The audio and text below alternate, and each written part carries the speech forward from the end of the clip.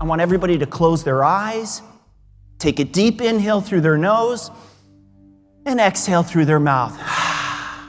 Think to yourself, I'm in an economic safe space. All right, now, there really is only kind of one problem in this world, believe it or not, and it's slow growth. Now, there's many causes to that problem, and we're going to walk our way through each one of these.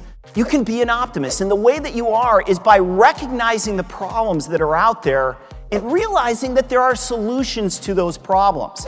When you go through this process, you generate hope, right? And it's not kind of the hope that you're thinking of. It's the hope with the acronym, helping other people every day. But the thing that encourages me every day is that we live in this awesome country. And this picture really is emblematic of that, right? Very shortly, we will have 5 former presidents living in this country, advising the people that run this country. There is no other country on the planet that has that. And they're from different parties, right? If they were in different parties and there were 5 former people in Russia, they probably wouldn't be alive. They'd be in boxes someplace, right? But that's not this country, and that's what's so exciting. So, look, we've been through worse times, right? And anybody who's gone back to Adams and Jefferson and looked at the language of what those guys said about each other, holy smokes. It makes us look, really kind of low-key by comparison. So I remain an optimist, and I think there's good reason for it, and I hope you do too.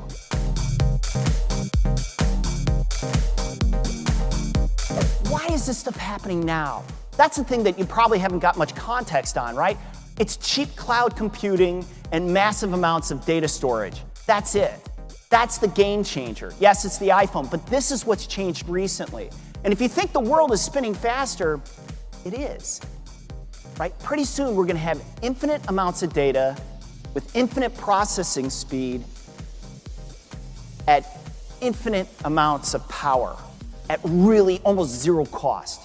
That's the biggest change. That's the disruption, right? And if you don't change, right, if you don't embrace this, if you don't take a look at like what you guys do in your individual bank and say, okay, we do A, B, and C really good, then we tap into the fintech pool and try to augment that and really drive that, that's the program, really, truly.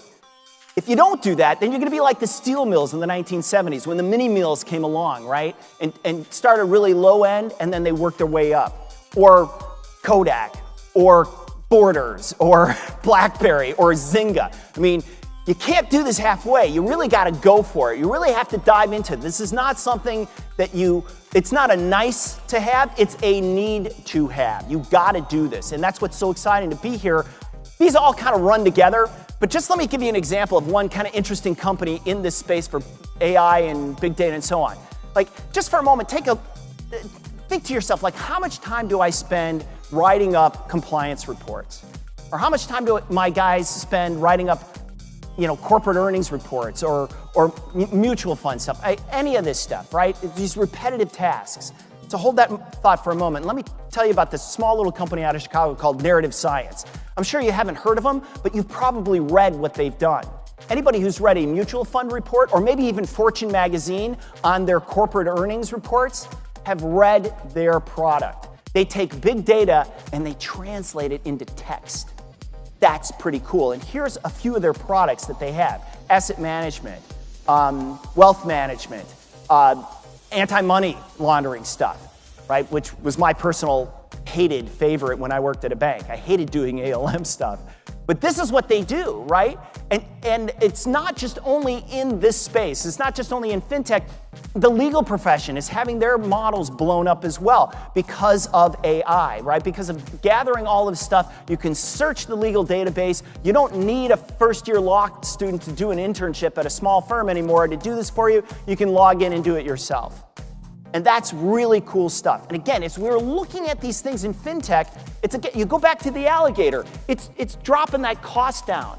And yes, I know some people feel threatened by that, but really, what does it do? It takes your people away from those repetitive jobs and puts them into more profit-earning roles. Things that are much more important for your firm and for your firm's survival. And that's pretty cool stuff.